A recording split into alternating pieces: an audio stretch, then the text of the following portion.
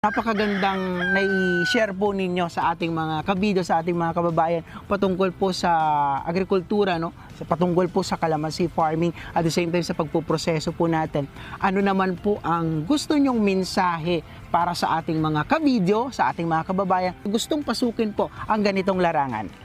Sa mga kababayan po natin, mga kaibigan na gustong pasukin ang ganitong larangan ng pagtatanim ng kalamansi, pagpaproseso ng kalamansi, huwag po kayong matakot o huwag po kayong mag-atubili na ituloy.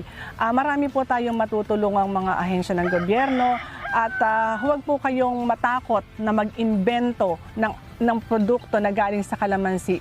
Dahil kumisan po kung ano yung iniisip nating hindi kikita, iyon po pala ang kikita.